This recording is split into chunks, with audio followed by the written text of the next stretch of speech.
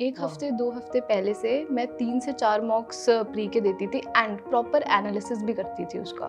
मेरी प्री की स्ट्रैटेजी सिर्फ इतनी होती थी कि मॉक देना है, एनालिसिस करना है।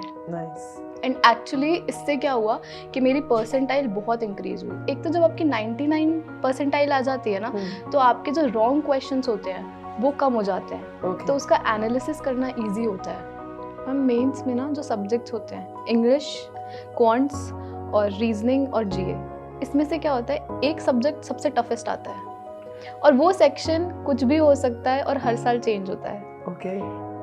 2 सब्जेक्ट्स मीडियोकर हैं, मैं अपना एनालिसिस बता रही हूँ। एब्सोल्युटली 2 सब्जेक्ट्स मीडियोकर होंगे और एक सब्जेक्ट आपका इजी होता है। इजी सब्जेक्ट में आपको स्कोर करना है, आप जितना अच्छा स्कोर कर सकते हो उतना। और वो इजी सेक्शन ऐसा भी नहीं मेंस के हिसाब से इजी, लेकिन वैसे टफ होता है, लेकिन मेंस के हिसाब से इजी। टाइम वेस्ट नहीं करना। एक बार अगर आप क्वेश्चन में स्टक हो गए और आपका ऐसा माइंडसेट है कि ये क्वेश्चन करना ही करना है, ईगो पे ले गए आप, ये क्वेश्चन करना है, तो गया आपका सारा टाइम खत्म। वहीं पर आपका एक भी क्वेश्चन अटेम्प्ट नहीं होगा और ये मेरे साथ हुआ था।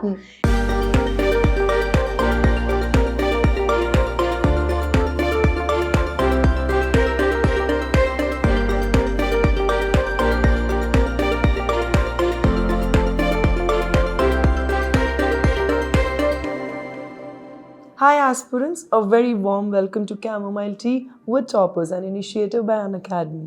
I'm Twinkle Gango, your host for today, and we are in conversation with Sanjana Roy. She has a lot of interesting stories to tell you and a very beautiful journey which will motivate you. A very warm welcome Sanjana.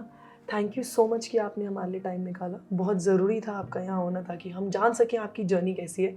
पर आपकी journey जानने से पहले हम जानना चाहते हैं आप कौन हैं, कहाँ से आते हैं। First of all thank you so much ma'am for welcoming me here. जैसा आपने बताया मेरा नाम संजना है, मैं गाज़ियाबाद से बिलोंग करती हूँ, यूपी से। मैंने अपनी स्कूलिंग भी गाज़ियाबाद से ही करी है और मैंने कॉलेज दिल्ली यूनिवर्सिटी से करा है, हंसराज। मैंने पिछले साल जब मेरा कॉलेज कंप्लीट हुआ 2022 में, तो मैंने 2 एग्जाम्स दिए, IBPS PO और SBI PO। I cleared pre and mains but didn't go for interview, but didn't clear the interview. मेरा फाइनल मेरिट में नाम नहीं आया। लेकिन फिर मेरा ये मोटिवेशन था, आगे चल के मैंने नेक्स्ट ईयर SBI PO दिया, IBPS PO दिया, RBI असिस्टेंट दिया, RRB PO दिया। ये सारे एग्जाम्स मैंने दिए और NIACL AO भी दिया था। उसमें मैंने 3 एग्जाम्स क्रैक करे, NIACL AO, SBI PO and RRB PO। तो अभी फाइनली आपने SBI PO चुना है। And now I am currently working as an administrative officer in NIACL and posted in Mumbai. Beautiful beautiful. कैसा एक्सपीरियंस रहा आपका ये सब? मैम एक्सपीरियंस बहुत अमेजिंग था। स्ट्रगल्स रहे, चैलेंजेस रहे, लेकिन एक पॉजिटिव ऑरा जब आप मेंटेन करके चलते हैं थ्रू आउट योर प्रिपरेशन, तो वो बहुत अच्छा इम्पैक्ट डालता है आपकी लेटर लाइफ में भी, क्योंकि आपने बहुत सारी चीज़ें सीखी होती है उससे। So have you been a very bright student throughout your school life? Because 2 attempts में ही आप एकदम फर्स्ट अटेम्प्ट में इंटरव्यू तक पहुंच गए, उसके बाद नेक्स्ट अटेम्प्ट में आप सीधा क्रैक ही कर लिया। मैम खुद की तारीफ क्या करूँ, but till 10th I've secured 98%. Wow. In 12th I've secured 94%, and then I got Hansraj College, which is a premium college of Delhi University. Absolutely. North campus. तो वो लाइफ जी है मैंने। तो ब्राइट स्टूडेंट कह सकते हैं मैम थी मैं। तो आपके लिए तो मुश्किल हुआ ही नहीं होंगे एग्जाम? नहीं मैम, मुश्किल था क्योंकि ये जो एग्जाम्स है ना, ये पेशेंस बहुत मांगते हैं, पेशेंस एंड कंसिस्टेंसी। एक बार आपके सेमेस्टर एग्जाम्स एक दिन पहले पढ़ के क्लियर हो जाएंगे, लेकिन आपके जो ये एग्जाम्स है, बैंक एग्जाम्स, गवर्नमेंट जॉब के स्पेशली, वो एक दिन पढ़ के क्लियर नहीं होंगे। उसके लिए आपको कंसिस्टेंटली मेहनत करने की ज़रूरत है। तो आपके मल्टीपल अटेम्प्ट्स रहे जो कि 2 थे, पर आपने अपने आप को मोटिवेटेड कैसे रखा? मैम मेरी फैमिली हमेशा से बहुत सपोर्टिव रही है। मेरे पापा हमेशा कहते थे आपको जो करना है आप करो, अगर हो गया तो भी ठीक, नहीं हुआ तो भी ठीक। ये जो कांस्टेंट सपोर्ट आता है ना फैमिली मेंबर्स से, ये आपकी सबसे बड़ी इंस्पिरेशन होती है। एक बार आपके फैमिली मेंबर्स आपके सपोर्ट में आ जाएं, उसके बाद आप दुनिया जीत सकते हो। बिल्कुल बिल्कुल। ठीक है, मैंने पिछले साल जब मेरा कॉलेज कंप्लीट हुआ 2022 में, मैंने जुलाई से प्रिपेयर करना स्टार्ट करा। IBPS PO का प्री दिया, मेंस दिया, SBI PO का प्री दिया, मेंस दिया, मेरे दोनों निकले। तो एक कॉन्फिडेंस आता है कि आपने प्री दे दिया, आपने पहला प्री दिया, पहला मेंस दिया, दोनों निकाल लिए। SBI PO का प्री दिया, मेंस दिया, वो भी निकाल लिया। तो कॉन्फिडेंस आया, लेकिन वो कॉन्फिडेंस ओवर कॉन्फिडेंस में फिर चेंज हुआ। जब मैंने इंटरव्यू की प्रिपरेशन करी तब मैंने बहुत कैजुअली लिया उसको कि अब तो निकल रहे हैं एग्जामिनेशंस, निकल जाएं, क्योंकि पहले पता नहीं था कि गवर्नमेंट एग्जाम है, सब तैयारी कर रहे हैं, कंपटीशन का लेवल बहुत ज़्यादा है। आपको कंसिस्टेंसी, जो मैंने बताया था आपको, कंसिस्टेंटली प्रिपेयर करोगे तभी होगा। लेकिन मेरा ओवर कॉन्फिडेंस में चेंज हो गया। मैंने इंटरव्यू दिया IBPS PO का, वो ठीक था, मुझे लगा कि अच्छे नंबर आ जाएंगे, लेकिन वो ओवर कॉन्फिडेंस ही था। 1 अप्रैल को जब रिजल्ट आया तो मैं शॉक में थी कि ये क्या हुआ, ये क्या हुआ। मैं अपने सोफे पे बैठी हुई थी, मैंने बोला I was very pretty confident कि हो जाएगा हो जाएगा। मैंने मम्मा से भी कहते थे, मम्मा ये वाला तो SBI ना हो लेकिन ये वाला हो जाएगा, लेकिन नहीं हुआ, दोनों ही नहीं हुए। एक्चुअली क्या हुआ था कि इंटरव्यू IBPS PO का फरवरी में था, वो कंप्लीट हुआ, लेकिन उसके बाद जब रिजल्ट आया 1 अप्रैल को, जैसे मैंने आपको बताया मैं ओवर कॉन्फिडेंट थी IBPS PO के लिए, 3 अप्रैल को SBI PO का इंटरव्यू था। अब 2 दिन में इंसान कितना प्रिपेयर कर लेगा, तो वो वाली चीज़ थी। तो SBI PO के लिए भी प्रिपरेशन नहीं हुई। तो एंड में जब मैं SBI PO का इंटरव्यू दे के आई तो शाम में मेरा सेकेंड लास्ट स्लॉट था। तो पैनल मेंबर्स का मूड तो वैसे ही ख़राब हो जाता है, ज़्यादा देर तक बैठे हुए थे, 6:30 बजे मेरा नंबर आया था। उन्होंने मुझसे क्वेश्चंस करे, मेरा मुश्किल से 5 मिनट इंटरव्यू चला। SBI PO का यूजुअली चलता है 20 से 25 मिनट, मेरा सिर्फ 5 मिनट चला। And they were very frustrated क्योंकि मैंने कोई क्वेश्चन का आंसर ही नहीं दिया था उन्हें। I was not at all prepared. इसीलिए मैं बोल रही हूँ कि जो ओवर कॉन्फिडेंस वाली चीज़ होती है ना, आप प्रिपेयर नहीं करते हो, ऐसे कंपटीशन बढ़ रहा है लेकिन फिर भी आप प्रिपेयर नहीं कर रहे हो, तो वो चीज़ बहुत नेगेटिव वे में जाती है। ये मेरा फर्स्ट मोटिवेशन था नेक्स्ट ईयर के लिए ये गलती नहीं करनी, चाहे कुछ भी हो जाए, प्रिपेयर करते रहना है, कंसिस्टेंसी बना के रखनी है। तो ये हुआ। SBI PO में भी फिर एक्सपेक्टेड नहीं हुआ ये होना ही था। दोनों रिजल्ट्स पापा को बताए, पापा वाज लाइक कि कोई बात नहीं, ये नहीं तो अगले साल, फर्स्ट अटेम्प्ट ही तो था। मेरा ऐसा था, मेरी फैमिली बहुत चिल है मैम, बहुत ज़्यादा।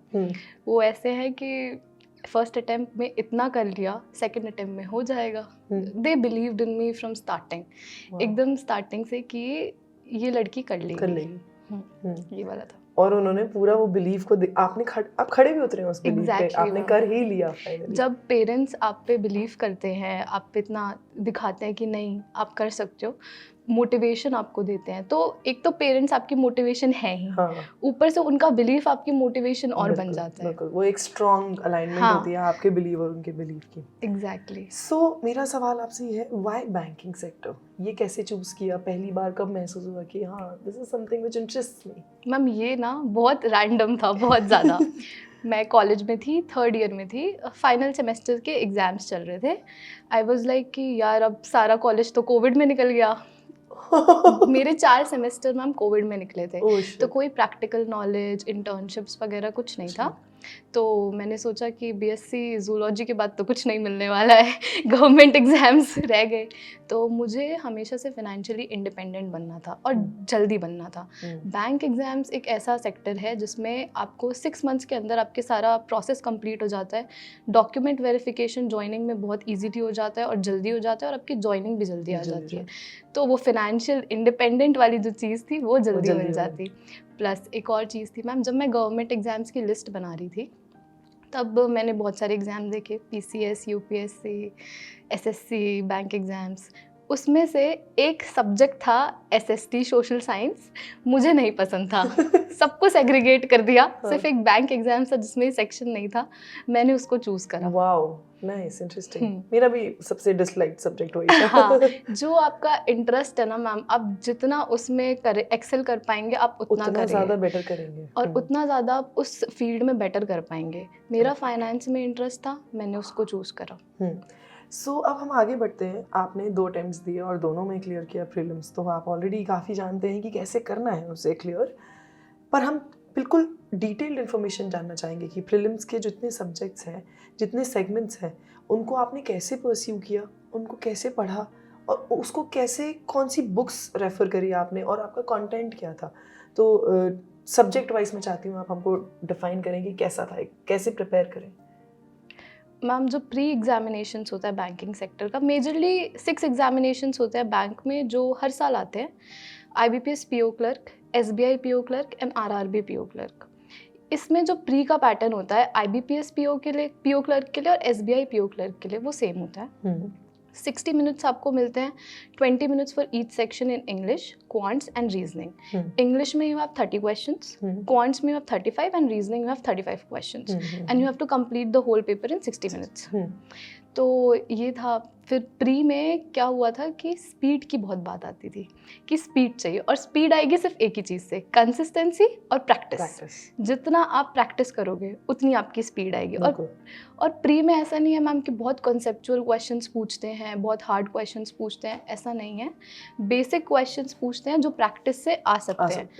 आपको एक रूटीन में बन जाते हैं मैम वो क्वेश्चन जब आप बहुत ज़्यादा प्रैक्टिस करते हैं ना, स्पेशली इन मॉक्स। जितने मॉक्स दे सकते हो आप उतने मॉक्स दो। मैंने स्पेशली ऑलिव बोर्ड का प्लेटफॉर्म फॉलो करा था फॉर मॉक्स। मैं प्री के हर बार 3 से 4 मॉक देती थी जब मेरा पेपर पास आ रहा होता था। एक हफ्ते 2 हफ्ते हर दिन, एक हफ्ते 2 हफ्ते पहले से मैं 3 से 4 मॉक्स प्री के देती थी एंड प्रॉपर एनालिसिस भी करती थी उसका। मेरी प्री की स्ट्रैटेजी सिर्फ इतनी होती थी कि मॉक देना है, एनालिसिस करना है। नाइस। एंड एक्चुअली इससे क्या हुआ कि मेरी परसेंटाइल बहुत इंक्रीज़ हुई। हमेशा जब भी आप एनालिसिस करते हैं ना, अपनी परसेंटाइल ज़रूर चेक करें। अगर आपकी परसेंटाइल 95 प्लस आ रही है तो आप सही ट्रैक पे चल रहे हो। मेरे यूजुअली हमेशा 99 प्लस रहती थी, और ये इम्प्रूवमेंट है मैम। पिछले साल क्या होता था, पिछले साल हमेशा मेरी 90 प्लस तो रही है, लेकिन पिछले साल 92, 91, कभी 70, 80 इस पे भी जाती थी। फ्लक्चुएशंस होते थे क्योंकि वही बेसिक्स क्लियर नहीं थे। प्री के लिए बेसिक्स क्लियर करना बहुत ज़रूरी है। तो बेसिक्स क्लियर नहीं थे, लेकिन जब नेक्स्ट ईयर मैंने कॉन्सेंट्रेट करा, वो करा सिर्फ मॉक टेस्ट। मॉक टेस्ट में जितने दे सकती थी मैंने उतने दिए हैं। 3 से 4 लगा के उसका अच्छे से एनालिसिस। एक तो जब आपकी 99 परसेंटाइल आ जाती है ना, तो आपके जो रॉन्ग क्वेश्चंस होते हैं वो कम हो जाते हैं। तो उसका एनालिसिस करना ईजी होता है। प्लस जब आपके रॉन्ग क्वेश्चंस होते हैं और करेक्ट क्वेश्चंस होते हैं, उसमें एक सेग्रीगेटेड टाइमिंग आती है हर क्वेश्चन पे कि आपने किस क्वेश्चन पे कितना टाइम लिया है। उसको आप ज़रूर देखें। जिस भी क्वेश्चन में आपने 45 सेकंड से ज़्यादा टाइम लिया है, उसको आप दोबारा से करें और ये देखें कि उसको शॉर्टेस्ट वे में कैसे कर सकते हैं। अब शॉर्टेस्ट वे मैम ये होता है कि ट्रिक्स लगा दी, ये ऐसे नहीं करना। कॉन्सेप्ट फॉलो करना है, पूरा कॉन्सेप्ट फॉलो करना है। उसका बेसिक जो है वो फॉलो करना है, ताकि अगर गलती से प्री में कोई ऐसा क्वेश्चन आ गया जो उलझा रहा है आपको, फिर भी आप कर सकते हैं। ये था प्री का।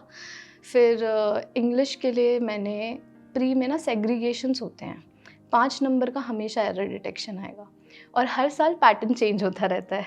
5 नंबर का एरर डिटेक्शन, 7-8 मार्क्स का रीडिंग कॉम्प्रिहेंशन होता है, पैराजम्बल आता है। और ये भी मैम ऐसे नहीं है कि रूटीन फॉलो करते रहते हैं, ट्विस्ट करते रहते हैं questions. Fillers, double fillers, parajumble, RC, ये सब आते हैं। मेरा इंग्लिश स्ट्रॉन्ग था, तो मेरे कभी भी उसमें 25 प्लस से नीचे नहीं आए थे। तो इसीलिए मेरा प्री निकलता जा रहा था। एक्चुअली मेरा जो एग्ज़ाम निकला है ना, एक आपका स्ट्रॉन्ग सब्जेक्ट हमेशा होता है, उसको पकड़ो, उसको पकड़ के चलो कि जो आपका स्ट्रॉन्ग सब्जेक्ट है उस पे आप ज़्यादा फोकस करो। लोग क्या करते हैं, वीक सब्जेक्ट्स पे ज़्यादा फोकस करते हैं, उसको सुधारने की कोशिश करते रहते हैं, इनसे उनका टाइम बढ़ता है। ये नहीं करना। स्ट्रॉन्ग सब्जेक्ट जो है उस पे फोकस करो, उसको अच्छे से करो, ताकि एक में तो मास्टरी कर लो, बिल्कुल एक पे कर लो, उसके बाद अपने वीक। मेरा जैसे जीए बहुत वीक था, मैंने मल्टीपल टीचर्स को फॉलो करा है जीए के लिए। ये मेरी गलती भी थी मल्टीपल टीचर्स को फॉलो करना, बट मैंने करा कि किससे समझ आ रहा है, पर किसी से समझ ही नहीं आ रहा था। ये वाली चीज़ बहुत ज़्यादा हुई थी कि फिर मैंने देखा कि मेरा स्ट्रॉन्ग सब्जेक्ट कौन सा है। स्ट्रॉन्ग इंग्लिश था, फिर डिस्क्रिप्टिव था। अब SBI PO में क्या होता है कि मेंस भी अगर हम दे रहे हैं ना, तो उसमें 50 मार्क्स का डिस्क्रिप्टिव आता है, और वो भी इंग्लिश, पूरी ग्रामेटिकल एरर्स, स्पेलिंग मिस्टेक्स, ये सब आपको चेक होता है उसमें। तो वो मेरा स्ट्रॉन्ग पार्ट था, तो वो भी मेंस के नंबरों में जुड़ रहा है। तो इसीलिए yes ma'am, that helped. That's a very good strategy. ये बहुत ज़रूरी है हर बच्चे को समझना कि ये स्ट्रैटेजी फॉलो करें। देन नेक्स्ट, आपने इन सबको अप्रोच कैसे, जैसे आपने बोला कि जी के लिए आपने बहुत मल्टीपल टीचर्स करी, कोई किताब करी, कोई न्यूज़पेपर या anything else that you pursued? If I tell you about the pre-examination, तो इंग्लिश, क्वांट्स और रीजनिंग थे सब्जेक्ट्स। मैंने हमेशा वीडियोस देख के प्रिपेयर करा है, मैंने कोई बुक फॉलो नहीं करी, क्योंकि क्वेश्चंस का पैटर्न बहुत डायनामिक है, वर्सेटाइल है, हर साल चेंज होता रहता है। आप सेम बुक फॉलो नहीं कर सकते। True. लेकिन जो टीचर्स क्वेश्चंस बनाते हैं, हर साल वो क्वेश्चंस चेंज होते हैं, हर साल वो अपना दिमाग लगाते हैं उसमें, क्वेश्चंस चेंज करते हैं और फिर आपको देते हैं। IBPS के एक वो है कि वो मेमोरी बेस्ड पेपर ही बनता है, उसके क्वेश्चंस लीक नहीं होते। तो ये बहुत ज़्यादा नेगेटिव ड्रॉबैक आता है कि क्वेश्चंस नहीं मिल रहे हैं बच्चों को, जो समझ में आ रहा है, मेमोरी में है, वो उसके बेसिस पे मेमोरी बेस्ड पेपर मिलता है। तो क्वेश्चंस का लेवल क्या है, नेक्स्ट ईयर कौन सा क्वेश्चन आया, प्रीवियस ईयर कौन सा क्वेश्चन आया, ये नहीं पता चलता। पता किससे चलता है? एनालिसिस, जब कट ऑफ आती है, बच्चे बताते हैं कि इस बार का पेपर कैसा गया, तब क्या क्या सवाल आए, और हमेशा हर बार लेवल चेंज होता है। तो आप कोई बेसिक बुक फॉलो नहीं कर सकते उस चीज़ के लिए। आप जो सर मैम जो क्वेश्चंस दे रहे हैं, क्लास में करा रहे हैं, आप उसको करो तो उससे बहुत फ़ायदा होगा। तो आगे बढ़ते हुए मैं ये जानना चाहती हूँ, क्या आपका एवरीडे रूटीन कोई था, और आपने क्या वीकली टारगेट्स भी अचीव करे थे अपने, या वीकली टारगेट्स रखते ही नहीं थे? क्या स्ट्रैटेजी थी इसमें आपकी? मैम, मैं सुबह उठती थी, मैं अपनी टू डू लिस्ट बनाती थी। ये मेरा पहला होता था कि मुझे अपनी टू डू लिस्ट बनानी ही बनानी है। फ़ोन में नोट सेक्शन है, उसमें चेक बॉक्स आते हैं, पूरा कर लिया कि इंग्लिश में आज ये करना है, परफेक्शन क्लास देखनी है, टॉपिक वाइज कौन से करने हैं, मॉक टेस्ट कौन सा लेना है, एनालिसिस किस, और टाइमिंग भी मैं लिखती थी कि मुझे इससे इस टाइम पे ये करना है। और मेरा ऐसा है ना मैम कि अगर मैं सोच लूँ तो मुझे उसी वक्त एग्जीक्यूट करना है, क्योंकि फिर मैं वो प्रोक्रेस्टिनेट करने लगती हूँ कि फिर वो ऐसे ही होता है ना कि एक बार आपने करा, आपने सोचा कि आप ये करोगे, लेकिन आप फिर वो एग्जीक्यूट नहीं करते। आप सोचने लगते अरे 1 घंटे बात करेंगे, 2 घंटे बात करेंगे, कल कर लेंगे, अभी कुछ और कर लेते हैं, अभी खेलने चले जाते हैं, पार्टी करने चले जाते हैं, ऐसे कर लेते हैं, जिम चले जाते हैं। तो हेल्थ इंपॉर्टेंट है, ऑफ कोर्स हेल्थ इंपॉर्टेंट है, लेकिन ये है कि आप अपना टारगेट जो आपने दिया है वो उसी टाइम पे पूरा करें, उसी टाइम एग्जीक्यूट करें, ये बहुत नेसेसरी है। तो टू डू लिस्ट बनाते ही आप एकदम तुरंत बुक खोल लेते थे? नहीं मैम, ऐसा भी नहीं। टू डू लिस्ट बनाई, एक बार अगर मैं अपने डेस्क पे बैठ गई तो मुझे कोई हिला नहीं सकता वहाँ से। ये फोकस, हर एक एग्ज़ाम ये फोकस मांगता है। अगर आप अपनी डेस्क पे बैठे तो आप उसको रिलीजियसली देखो कि ये आपका डेस्क है, ये आपका पीसी है, ये आपको आज करना ही करना है, और ये हाँ, और ये एग्जीक्यूट होना चाहिए। ऐसा भी कभी कभार हुआ है कि मैंने अपना टारगेट बनाया है, 90% अचीव हुआ है, कभी कभार 70% अचीव हुआ है, ये भी हुआ है। तो वो इंस्टेड ऑफ बैकलॉग करना कि नेक्स्ट वीक में कंप्लीट करेंगे, जो वीकेंड आ रहा है जिसमें आपके पास ज़्यादा टाइम है, आप उसमें कंप्लीट कर लो। लेकिन ऐसा भी दिन आता है जैसे एक दिन आपको मस्ती करने का मन कर रहा है, दूसरे दिन आपको ज़्यादा पढ़ने का मन कर रहा है, तो वो जो बैकलॉग है वो आप दूसरे दिन पूरे कर लो। ऐसा भी हो सकता है, लेकिन ये बैकलॉग ज़्यादा नहीं होना चाहिए। ज़्यादा होगा तो कंसिस्टेंसी ब्रेक हो जाएगी, फिर आपका पढ़ने का मूड नहीं करेगा, क्योंकि आपको ज़्यादा दिन बनाने पड़ेंगे ज़्यादा पढ़ने वाले। बिल्कुल, वो डिवाइड नहीं हो पाएगा। और मैम, एक सबसे ज़रूरी चीज़, डिसिप्लिन एग्जीक्यूशन के लिए बहुत ज़रूरी है। अगर आपने सोच लिया, आप डिसिप्लिन्ड हैं, डिटरमिन्ड हैं कि आपको अपनी टू डू लिस्ट जो आपने बनाई है वो फॉलो करनी है, तो आप कर लोगे। एक और चीज़ है मैम, जब टू डू लिस्ट मैं बनाती थी ना, मेरा व्हाट्सएप पे एक सेक्शन होता था टू डू लिस्ट करके, जैसे ही जो भी होता था मैं पूरा करती थी, मैं काट देती थी ये हो गया अपने आप में डिलीट कर दिया। हाँ। तो क्या होता है, मेंटल प्रेशर नहीं आता उस चीज़ से। ट्रू।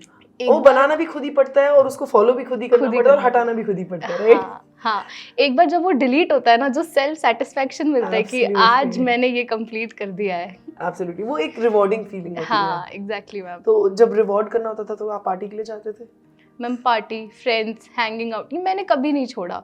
मूवीज़ देख लिया, ये सब नहीं छोड़ना, क्योंकि आपको एक रिलैक्सिंग माहौल चाहिए होता है। आप पढ़ाई कर रहे हो, जैसे मैंने कोई जॉब अभी तक करी नहीं, NIACL मेरी फर्स्ट जॉब थी, तो उससे पहले मैं सिर्फ प्रिपेयर कर रही थी, तो इतना भी कोई डिफ़िकल्ट प्रिपरेशन नहीं है कि 15-16 घंटे आप इसी में दे रहे हैं। 7-8 आपको लग घंटे। रहा है ना 98%? नहीं मैम, अगर कोई एवरेज स्टूडेंट भी है, अगर कोई मिडिल क्लास बच्चा है, एवरेज स्टूडेंट है, और वो भी कंसिस्टेंटली प्रिपेयर करेगा ना 8 आवर्स 9 आवर्स, तो भी उसका हो जाएगा। फिर but consistency is the key. अगर आपने 6 मंथ्स बैठ के अच्छे से, मैंने बोला ना मैम, डेस्क पे रिलीजियसली पढ़ाई कर ली तो हो जाएगा। तो अब मैं आपसे ये पूछना चाहूँगी, आपकी जर्नी में आपने एनालाइज किया होगा, क्योंकि आप एनालाइज बहुत अच्छा करते हैं, तो क्या गलतियाँ हुई? जैसे कि आपने बताया कॉन्फिडेंस, उसके अलावा और क्या गलतियाँ हैं जो आप बोलोगे कि भाई मत करना, this is something you should not do? मैंने बताया आपको, मैंने पिछले साल मैंने IBPS PO SBI PO दिया था। तो फर्स्टली जब मेंस ख़त्म हो जाता है तो GA पढ़ने का बिल्कुल मन नहीं करता। ये सबके साथ होता है। जब आपका लास्ट एग्ज़ाम होता है, आपका मेंस होता है, आपका GA पढ़ने का मन नहीं करेगा। करंट अफेयर पढ़ने का ऐसा लगेगा कि क्यों पढ़ रहे हैं, न्यूज़पेपर क्यों पढ़ रहे हैं, नहीं पढ़ना चाहिए, अब तो हो गया, मेंस के लिए नॉलेज चाहिए थी, मिल गई। लेकिन इंटरव्यू का जो पैनल होता है वो डिवाइडेड होता है। एक जो पैनल मेंबर है वो जनरल अवेयरनेस के क्वेश्चंस पूछेगा, एक बैंकिंग के क्वेश्चंस पूछेगा, एक आपकी ओवरऑल पर्सनालिटी के क्वेश्चंस पूछेगा, और एक आपको जज कर रहा होगा। ये होगा ही होगा। तो आप अपने करंट अफेयर्स स्किप नहीं कर सकते, आपको अपनी नॉलेज बढ़ानी ही होगी। लोग बोलते हैं कि इंटरव्यू नॉलेज के लिए नहीं होता है, नॉलेज आपकी चेक नहीं होती है, लेकिन नॉलेज आपकी पर्सनालिटी बिल्कुल डेवलप करती है। और ये वो पक्का देखेंगे कि आपकी पर्सनालिटी कितनी डेवलप हुई है, आपने जो एग्जाम्स दिए हैं उससे आपकी पर्सनालिटी कैसे डेवलप हुई है। नॉलेज कॉन्फिडेंस लाता है बेसिकली, नॉलेज बहुत कॉन्फिडेंस जरूरी लाता है। सो आप ये कहना चाह रहे हैं कि जब आप प्री के लिए प्रिपेयर किए, वो जितना भी कंटेंट था, try to use all the content for the interview also. मतलब जब आपका मेंस क्लियर हो जाता है, उसके बाद से भी आपको पीछे की पढ़ाई छोड़नी नहीं है, you have to carry it along. Exactly ma'am, वो बहुत इंपॉर्टेंट होता है। मेंस के लिए आप न्यूज़पेपर पढ़ते हो, प्री के लिए भी पढ़ते हो, क्योंकि रीडिंग बहुत नेसेसरी है। बैंक एग्जामिनेशंस में रीडिंग एक ऐसा पार्ट है जो आप स्किप नहीं कर सकते। रीड करेंगे तो फिर आपकी नॉलेज भी बढ़ेगी, इंग्लिश तो इम्प्रूव होगी ही होगी, एरर डिटेक्शन भी इम्प्रूव होगा। आपको पढ़ के समझ आ जाएगा कि यहाँ पे मिस्टेक क्या है, किस सेक्शन में मिस्टेक है। अगर ये भी समझना है कि मिस्टेक क्या है, लेकिन ये पता चल जाएगा कि किस सेक्शन में मिस्टेक है, कौन सा इनकरेक्ट स्टेटमेंट है, तो आप वहाँ पे जाके मार्क कर दोगे। तो रीडिंग बहुत कंपलसरी है। तो आप इतना सारा वास्ट कंटेंट होता है, तो उसको रिवाइज और रिटेन करने का क्या स्ट्रैटेजी यूज़ करते हो? मैम जैसे मैंने बताया, मेरी GA बहुत बेकार है। और क्यों बेकार है? क्योंकि मैं रिवाइज ही नहीं करती थी GA।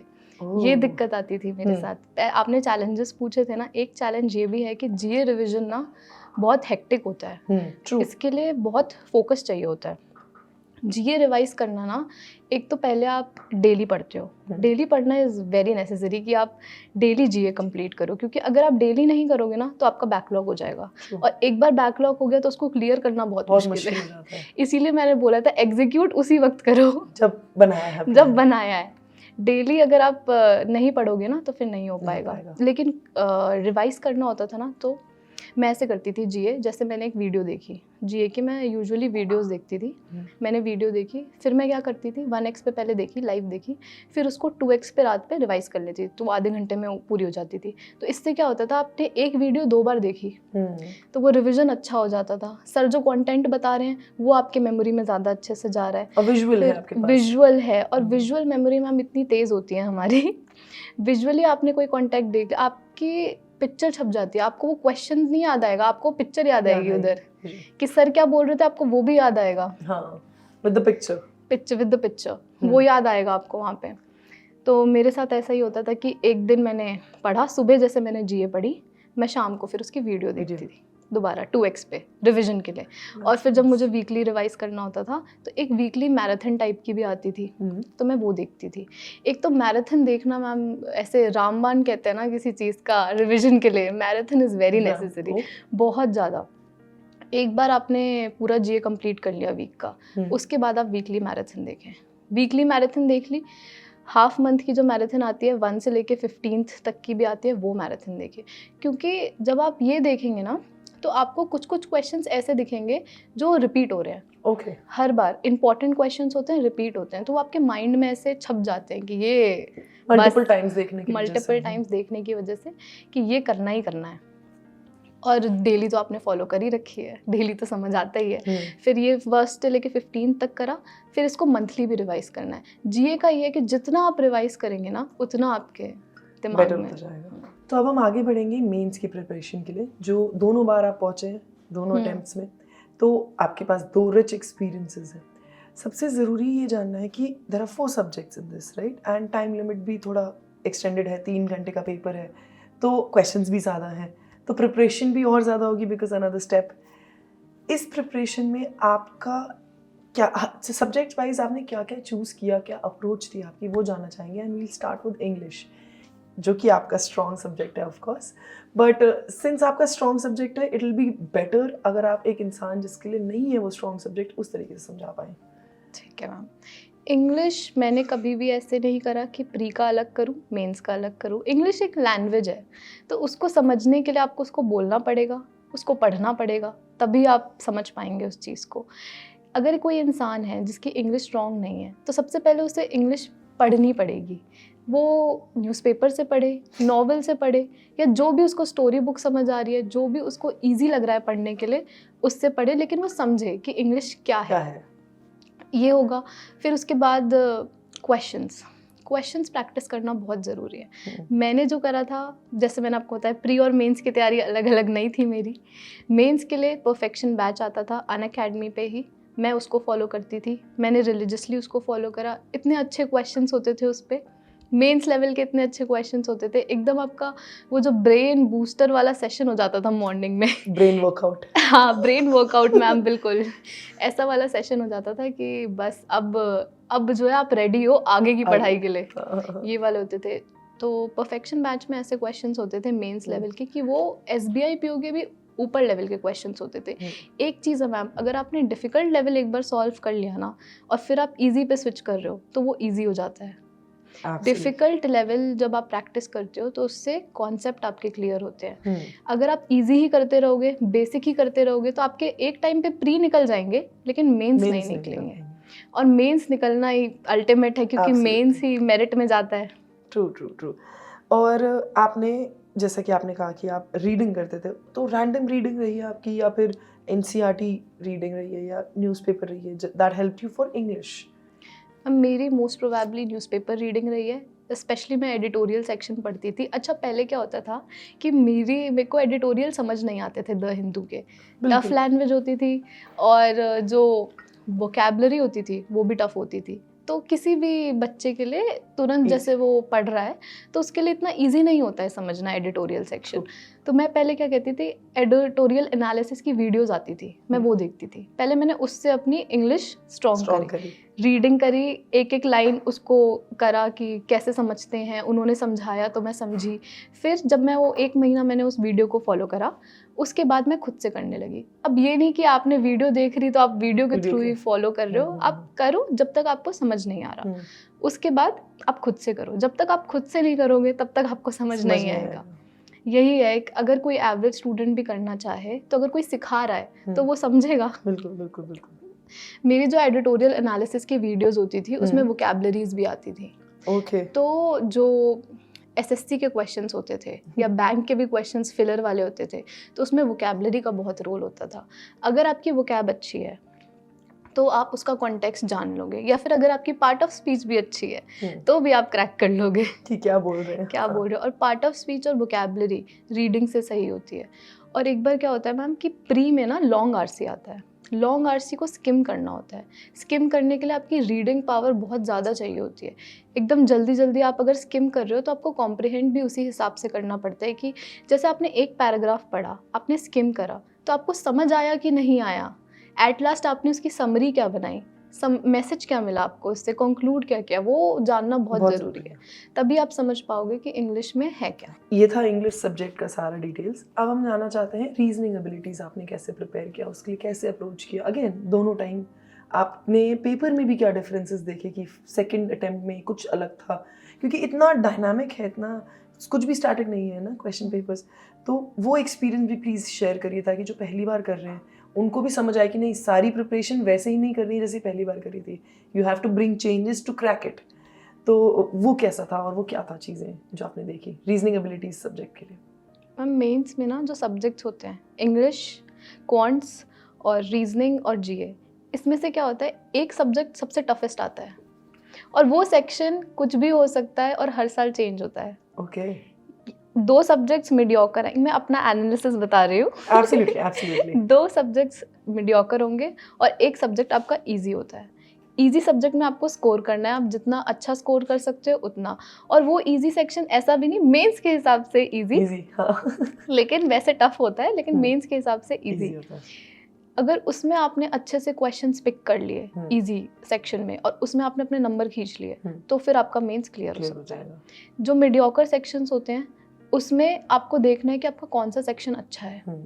अगर जैसे मीडियोकर सेक्शंस आए क्वांट और रीजनिंग, मोस्टली इन सेक्शंस में सबके मार्क्स बराबर होते हैं, लेकिन अगर क्वांट सेक्शन में से मीडियोकर ये आए तो आप देखेंगे कि आपका कौन सा अच्छा है, क्वांट अच्छा है या रीजनिंग अच्छा है, और उसमें भी आपका कौन सा टॉपिक अच्छा है। अगर क्वांट में आपकी डेटा इंटरप्रिटेशन आ रही है, अरिथमेटिक बेस्ड आ रही है, आपका टाइम एंड वर्क अच्छा है या आपका स्पीड डिस्टेंस टाइम अच्छा है, तो आप वो वाली डीआई पहले उठाएंगे।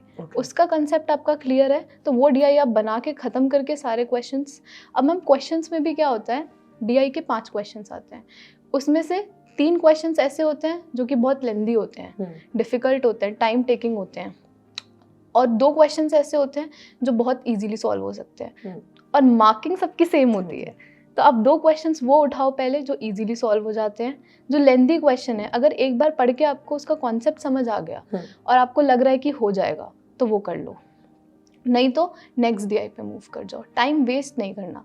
लोग बोलते हैं मेंस में बहुत टाइम होता है, ऐसा है कि टाइम की कमी नहीं है, बट ऐसा नहीं है। एक बार अगर आप क्वेश्चन में स्टक हो गए और आपका ऐसा माइंडसेट है कि ये क्वेश्चन करना ही करना है, ईगो पे ले गए आपके क्वेश्चन करना है, तो गया आपका सारा टाइम खत्म, वहीं पर आपका एक भी क्वेश्चन अटेम्प्ट नहीं होगा। और ये मेरे साथ हुआ था इस साल जब मैं रीजनिंग सेक्शन अटेम्प्ट कर रही थी IBPS PO का, तो काफ़ी डिफिकल्ट था। वो जो मैंने आपको कैटेगराइजेशन बताया ना सेक्शन में, वो टफेस्ट सेक्शन था। उसमें मैंने आधा घंटा वेस्ट करा एक पजल में, सिटिंग अरेंजमेंट था, आधा घंटा वेस्ट करा, मुझसे नहीं बना। एक तो मैम जो मेंस का सेक्शन होता है ना, उसमें अब IBPS PO में सेक्शन ए और सेक्शन बी आ गया। जैसे रीजनिंग सेक्शन है, सेक्शन ए 1 मार्कर्स होंगे और सेक्शन बी 2 मार्कर्स होंगे। तो कुछ बच्चे ऐसे होते हैं टैलेंटेड बहुत ज़्यादा, सीधा 2 मार्कर्स पे जंप करते हैं। वो सोचते हैं कि 2 मार्क्स के जितने क्वेश्चन हैं वो बना लें, ज़्यादा मार्क्स आ जाएंगे, लेकिन ऐसा नहीं होता। आपकी चॉइस जो होती है क्वेश्चन पिक करने की, वो बिल्कुल एक्यूरेट होनी चाहिए। आप किस स्ट्रैटेजी से क्वेश्चन पिक कर रहे हैं। 1 मार्कर्स भी ऐसे क्वेश्चंस हो सकते हैं जो बहुत इजी हों, आपने लेकिन देखा नहीं क्योंकि आप 2 मार्क्स लालच में चले गए। एग्जैक्टली। तो ये क्वेश्चन पिकिंग जो होता है ना मेंस में, वो बहुत इंपॉर्टेंट होता है। मैम रीजनिंग, जैसा मैंने आपको पहले बताया, इंग्लिश के सेक्शन के लिए प्री और मेंस की पढ़ाई अलग अलग नहीं होती, दोनों की मिक्स होती है। आपको प्री के एग्ज़ाम की तैयारी करने से पहले मेंस की एग्ज़ाम की तैयारी करनी पड़ेगी। पहले लोग बोलते हैं कि पहले बेसिक्स क्लियर करो, बेसिक क्लियर करने में ही इतना टाइम लगा देते हैं कि वो मेंस के क्वेश्चंस तक पहुंचते नहीं हैं। एक फाउंडेशन होता है, वो आप क्लियर कर लो हर टॉपिक का, उसके बाद सीधा जंप करो मेंस के क्वेश्चन पे। जैसे आप पज़ल भी बना रहे हो, पज़ल क्या है, छोटा पज़ल है प्री में आएगा, बड़ा पज़ल है मेंस में आएगा। अब पज़ल पढ़ने का तरीका होता है, मैं रीजनिंग सेक्शन की बात बता रही हूँ मैम, पज़ल पढ़ने का तरीका होता है, वो सेम है ना, प्री में भी सेम है, मेंस में भी सेम है, तो बस वो लंबा है, तो बस उसको तरीके को आपको समझना है और बनाना है। तो आप पहले इसके जो कॉन्सेप्ट क्लैरिटी है ना, वो मेंस के क्वेश्चन से ही आएगी। तो मैंने यही करा था, प्री और मेंस की पढ़ाई ऐसे कैटेगराइज नहीं करी थी, सब एक साथ करी थी। मेंस में मैं क्या करती थी, मैं डेली एक पजल सॉल्व करती थी, डेली, और मेरा ऐसा था कि करना है तो करना है।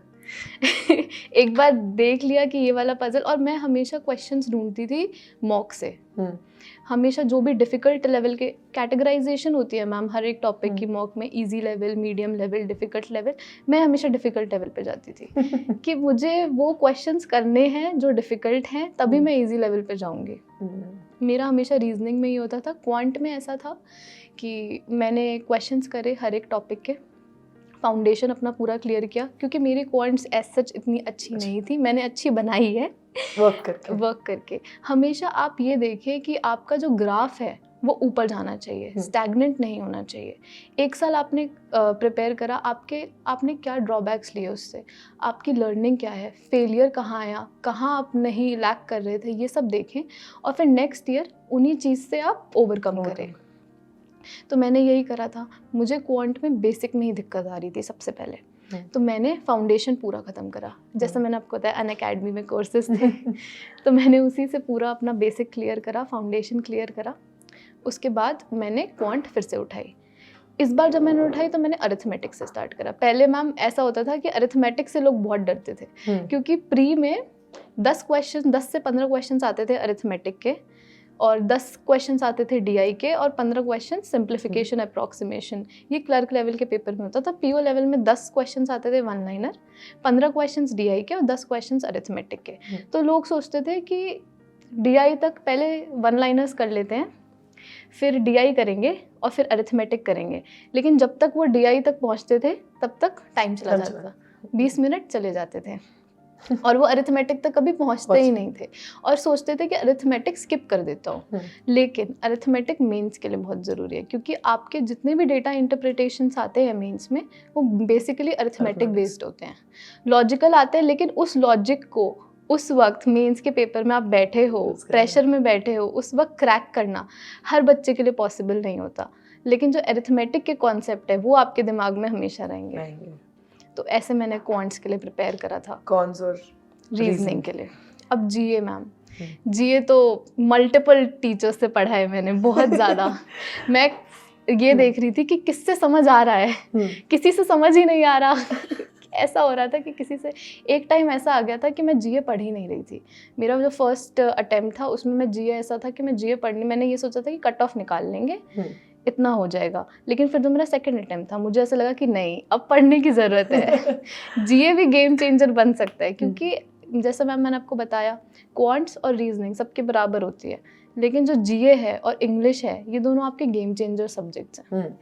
अगर आपने इसमें अच्छा स्कोर कर लिया, इसमें से किसी एक में, अब आप कोई भी चूज़ कर सकते हो अगर आपने इसमें अच्छा चूज़ कर लिया तो बस फिर आपका कट ऑफ क्लियर हो जाएगा। But you have to be wise enough to choose the right one. Exactly. मैंने बोला ना मैम, आपके जो स्ट्रॉन्ग सब्जेक्ट्स होते हैं आप उस पर वर्क करो, ये नहीं कि वीक पे ही वर्क कर रहे हो। एक बार अपने स्ट्रॉन्ग सब्जेक्ट्स आपने बिल्कुल स्ट्रॉन्ग बना लिया, उसमें आप कॉन्फिडेंट हो गए, फिर वीक पे जाओ। फिर उसके बाद ये प्रोसीजर होना चाहिए। जीए में ऐसा था कि मैंने वीडियोस देखी, जैसा मैंने बताया आपको, वीडियोस देखी, रिवाइज करती थी, वीकली रिवाइज करती थी, मंथली रिवाइज करती थी, और एक बार हाफ मंथ में जो 1 से लेके 15 तक का पीरियड आता था उसमें मैराथन्स देखती थी। मैराथन्स बहुत कंपलसरी, ये कुछ लोग होते हैं मैम कि एक स्पेसिफिक सर से पढ़ रहे हैं तो उसी सर से पढ़ेंगे और किसी के क्वेश्चंस नहीं लेंगे, लेकिन क्वेश्चंस हमेशा वर्सेटाइल लेने चाहिए क्योंकि पेपर का पैटर्न लिमिटेड हो सकता है पर क्वेश्चंस वर्सेटाइल होने चाहिए, ये बोल रहे हैं आप। हाँ, क्योंकि आपने एक बार कॉन्सेप्ट अपना क्लियर कर लिया तो आप हर एक टाइप के क्वेश्चंस उस कॉन्सेप्ट से सॉल्व करने की कोशिश करें, तभी तो आपका फाउंडेशन क्लियर होगा। तो आपको जहाँ से भी क्वेश्चंस मिल रहे हैं, जिस भी मॉक से मिल रहे हैं, फ्री मॉक्स हो, हर एक साइट पे फ्री मॉक्स आते हैं, आप जो भी मॉक टेस्ट परचेज कर रहे हैं उसमें जितने क्वेश्चंस हैं, अगर कोई टीचर मैराथन ला रहा है उसमें जो क्वेश्चंस हैं वो आप प्रैक्टिस करें। कभी आप उन सर का कॉन्सेप्ट ना लें, जो आपने करा है उससे करें, मेथड से करें, लेकिन आप क्वेश्चन ज़रूर सॉल्व करें। इससे क्या है, आपका नॉलेज भी बढ़ता है और आपकी प्रैक्टिस भी बढ़ती है। ट्रू। ये तो था हमारा मेंस का प्रिपरेशन, जो कि आपने बहुत अच्छी तरीके से समझाया और करा भी है, आई एम श्योर, क्योंकि you have been a topper. But अब बढ़ते हैं, जो आई थिंक कई बच्चे होते हैं जो लैग करते हैं, वो है कॉन्फिडेंस में। जब हमारा आता है इंटरव्यू का बारी, तो इंटरव्यू में कई लोग पीछे रह जाते हैं और इंटरव्यू में भी काफ़ी सारे पार्ट्स होते हैं। तो उसके लिए आपने कैसे प्रिपेयर किया? What was your preparation for your interview?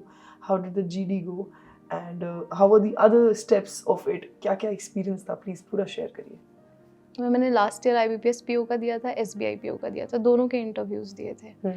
मैंने एक्चुअली, मेरी सबसे बड़ी गलती यही थी, लोगों का कॉन्फिडेंस लैक होता है, मेरे पास ओवर कॉन्फिडेंस था। मैं वहाँ पे जाके नर्वस ही नहीं हो रही थी, मेरे पास ऐसा था कि नहीं हो जाएगा, लेकिन प्रिपरेशन नहीं थी।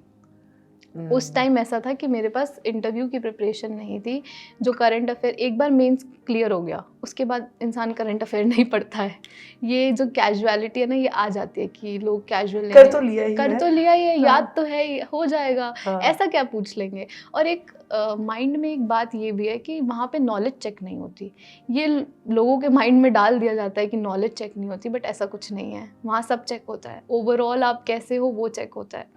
तो इसीलिए हर एक चीज़, जो सेकंड अटेम्प्ट था मेरा IBPS PO के इंटरव्यू का, पिछला अटेम्प्ट और इस वाले अटेम्प्ट में, तो मैंने पूरा ये देखा कि कहाँ कहाँ मैंने क्या नहीं करा। मैंने CA नहीं पढ़ी, मैंने फिर CA पढ़ी। अच्छे से न्यूज़पेपर थरली, न्यूज़पेपर रीडिंग ना मैम बहुत इंपॉर्टेंट है।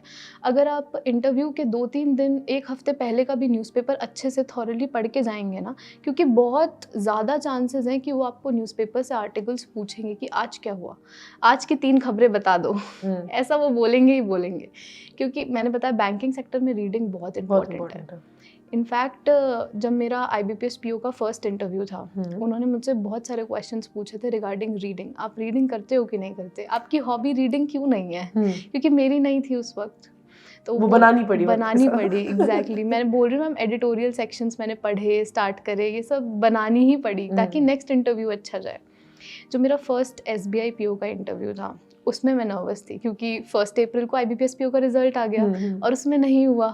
उसके बाद एक ही अपॉर्चुनिटी बची SBI PO की, उसके लिए प्रिपरेशन नहीं थी। तो मैं उसमें बहुत ज़्यादा नर्वस थी।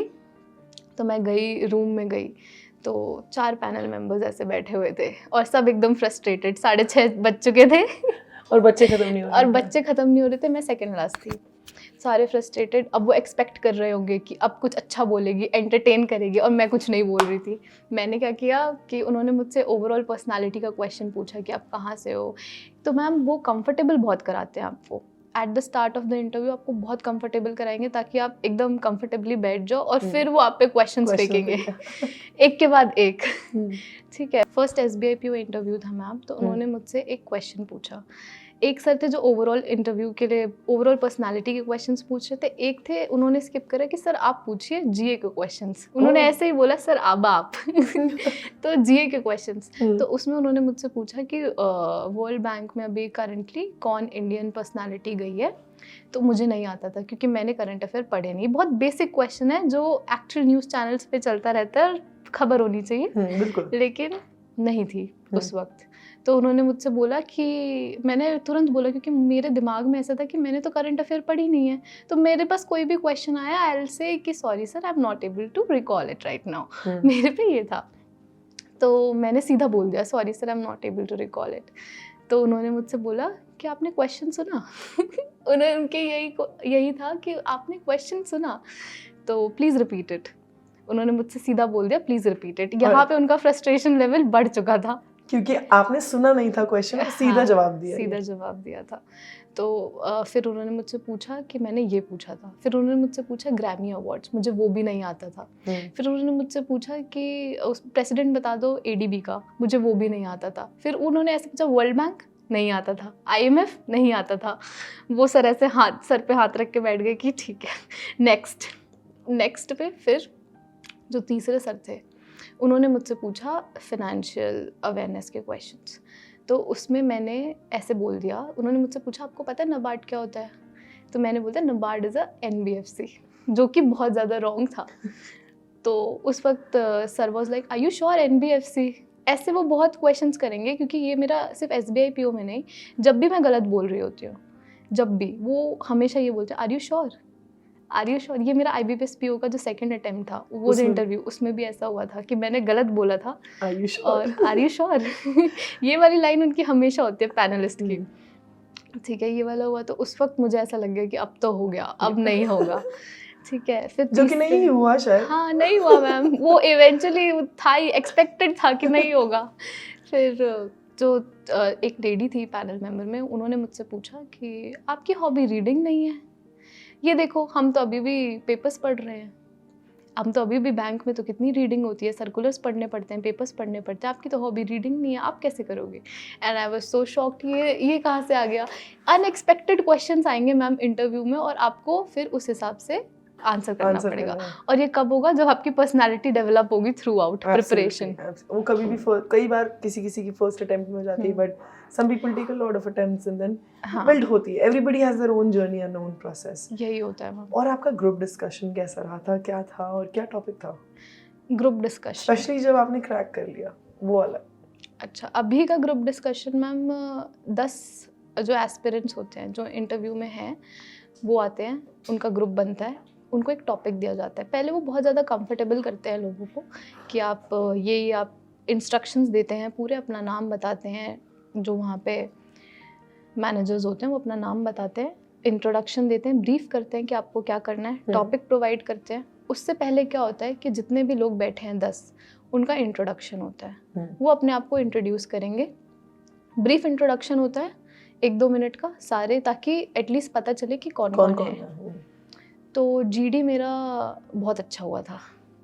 मुझे टॉपिक मिला था स्टॉक मार्केट और मेरे को नॉलेज थी उस पर। तो एक तो आपको चांसेस ढूंढने पड़ते हैं बोलने के लिए।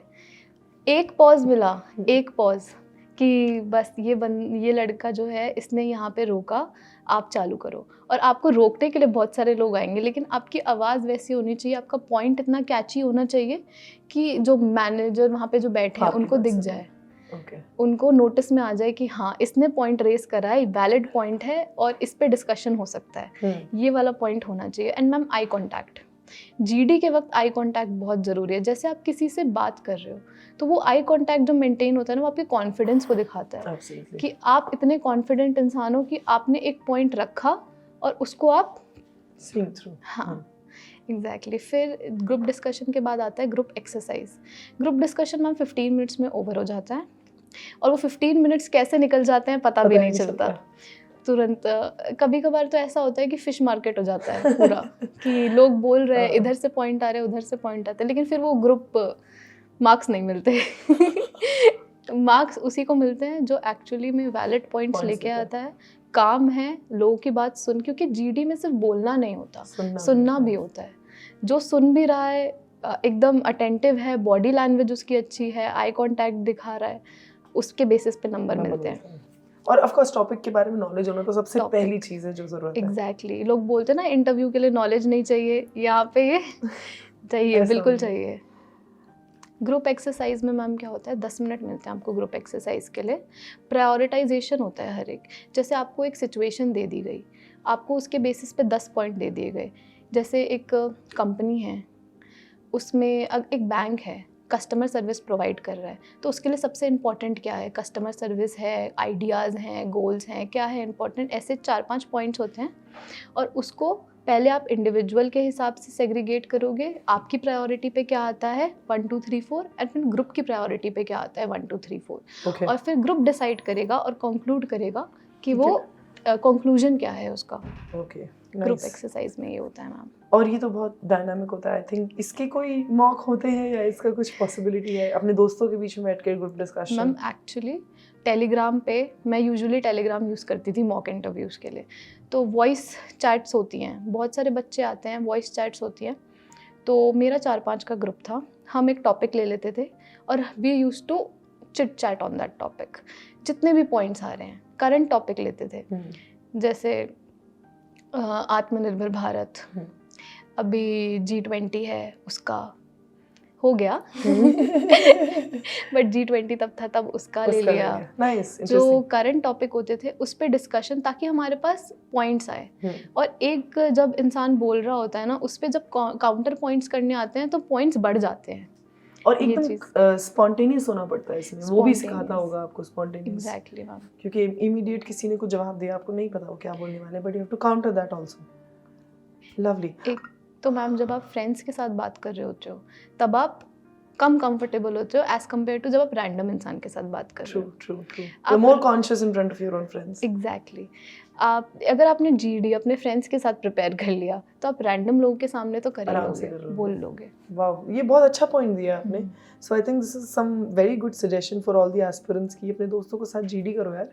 टॉपिक उठाओ, have a bowl and then put chits into it and then open and then it's a game. You can see it like a game also. And ma'am interesting भी हो जाएगी इससे, प्रिपरेशन काफी ज़्यादा। Absolutely. आगे बढ़ते हैं, ये जानना चाहती हूँ what were the challenges that you faced during the interview so that people understand कि चलो ये challenges थे, ये इस वजह से थे, ये वजह ही नहीं है हमारे इंटरव्यू में। तो आपके क्या challenges थे?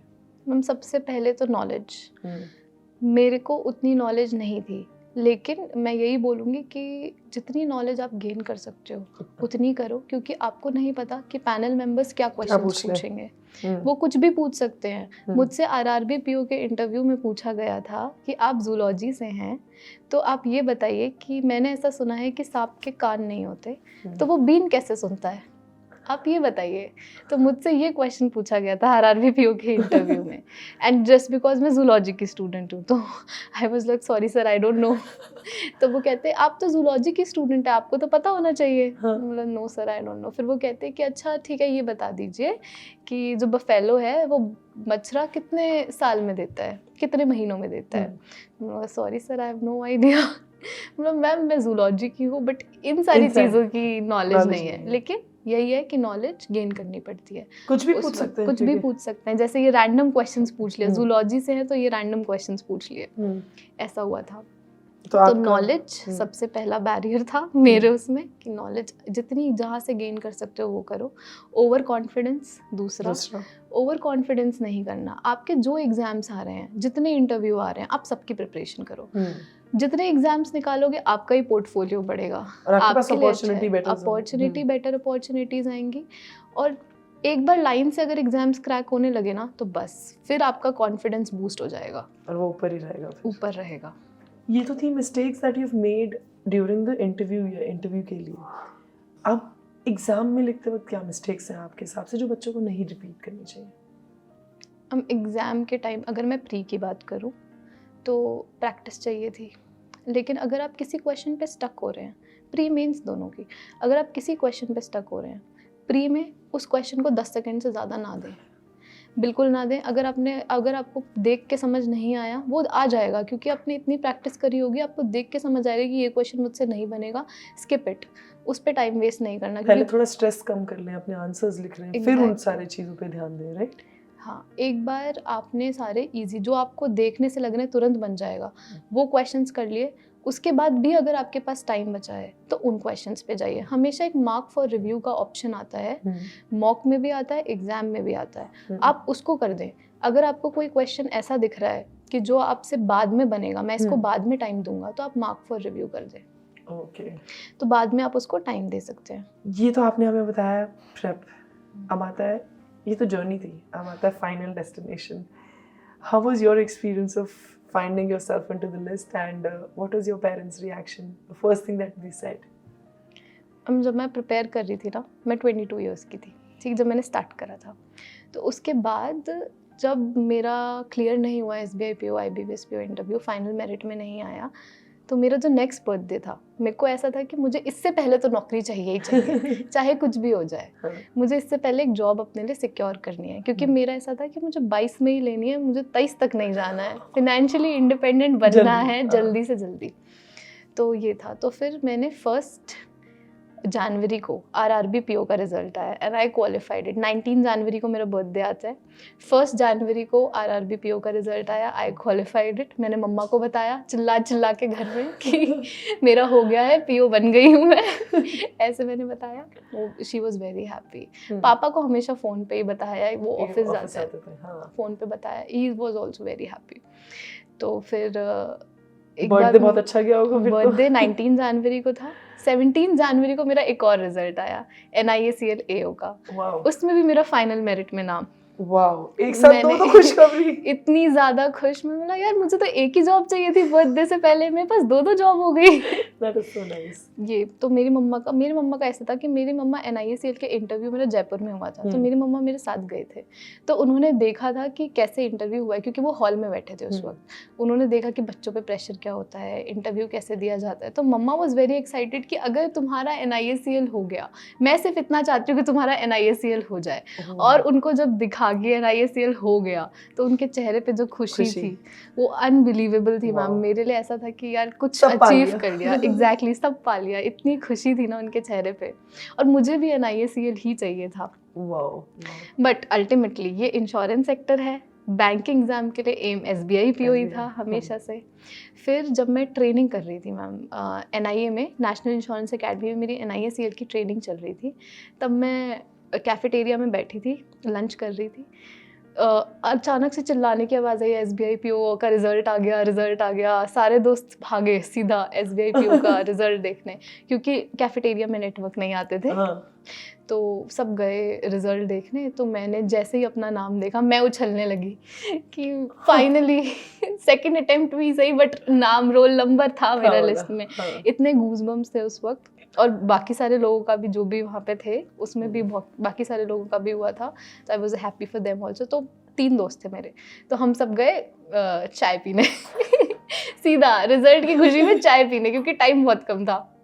और वहीं से मैंने पापा को कॉल लगाया कि पापा SBI PO भी हो गया है। पापा बोले वाह, SBI PO भी निकाल लिया, अब तो इंश्योरेंस भी निकाल लिया, बैंकिंग भी निकाल लिया, सब हो गया, चॉइस ही चॉइस है तुम्हारे पास। तो पापा वॉज वेरी हैप्पी। फिर जब मैं ट्रेनिंग कर रही थी तो क्लास के बीच में मैंने पापा को मैसेज डाला, पापा did I made you happy? और पापा वाज लाइक एब्सोल्युटली। उनका ये मैसेज आया एब्सोल्युटली। मैं इतनी खुश हुई कि बस यही खुशी तो पेरेंट्स को देनी होती है, यही तो आपका एक मोटिवेशन होता है कि आप जिन्होंने आपके लिए इतना सब कुछ करा है उनको आप एक खुशी दो। That is lovely. बहुत अच्छा था ये एक्सपीरियंस। और आपने हमें ये जवाब तो सारे रैपिडली दिए ही दिए हैं, बट अभी आपके लिए हमारे पास एक rapid fire. So I hope you are ready. Definitely, ma'am. Let's go for the rapid fire now.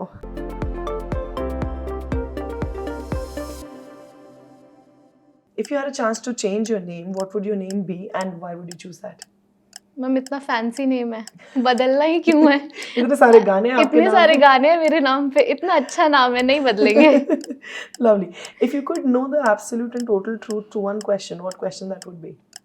That do you love your parents? Yes. Oh, beautiful. What's the most interesting thing you have read or seen this year? My first salary message that credited in my account. Beautiful. What is the most important object you own? My body, my life. Oh, wow, interesting. What job would you be absolutely horrible at?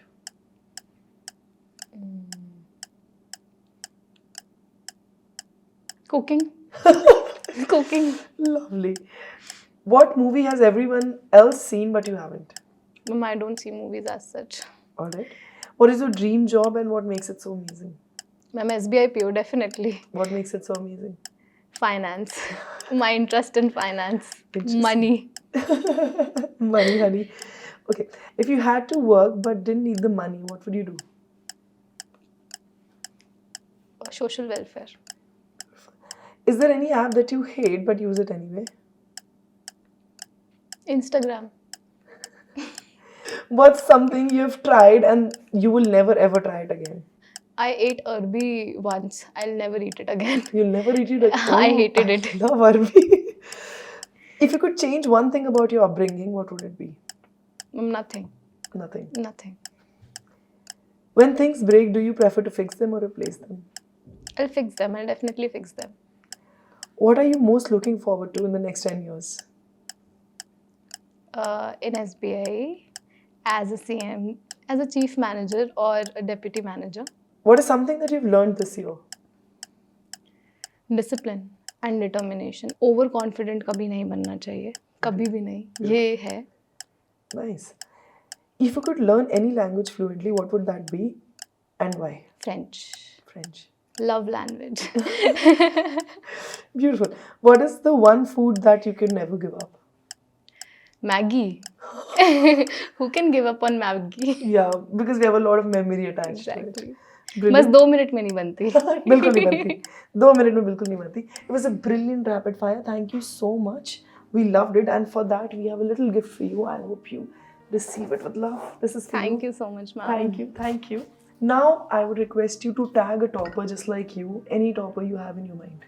I would like to tag Pragya Yadav. She is also working in NIACL as an administrative officer right now, and she has cracked IBPS PO clerk and RBI assistant this year and NIACL AO as well. Brilliant. Thank you so much. Do you have any special message for our aspirants? Discipline बहुत ज़रूरी है life में. आपने अगर कुछ सोचा है तो आप उसको उसी वक्त एग्जीक्यूट करें, वेटिंग में मत रखें उसे. हमेशा जो आपने सोचा, जो टू डू लिस्ट बनाई है, उसको उसी वक्त एग्जीक्यूट करना सीखें. आपको अगर कोई भी एग्ज़ाम क्रैक करना है तो उसके लिए कंसिस्टेंसी बहुत मैटर करती है। 6 महीने अगर आप कंसिस्टेंटली पढ़ लिए, एक ही चीज़ प्रैक्टिस कर ली, मोनोटोनस लगेगा, बोरिंग लगेगा, लेकिन एक टाइम पे वही इंटरेस्ट भी आएगा कि आपने वो चीज़ करी है। और एक बार जब आपको आपके ड्रीम्स अचीव हो जाते हैं, आपका वो एम बन जाता है, जब आपको लगता है कि हाँ आपने कुछ अचीव करा है अपनी लाइफ में, तो वो जो सुकून, जो प्लेजर मिलता है ना, वो बहुत अनफॉरगेटेबल होता है। Absolutely. Thank you so much Sanjana, that was lovely. आपका एक्सपीरियंस भी बहुत वास्ट था, आपने बहुत जल्दी क्रैक किया है, no doubt. So this is exactly what I want to tell you. Sanjana का एक्सपीरियंस आई होप आपको बहुत इंटरेस्टिंग लगा हो और उसने आपको मोटिवेट किया, जैसा उन्होंने बोला भी, be motivated from my side, मेरे से मोटिवेशन लीजिए। This is exactly what you want to say. If you were motivated, if you like the video, please like, share and subscribe to our channel because we all together can actually crack it. So let's crack it. Thank you.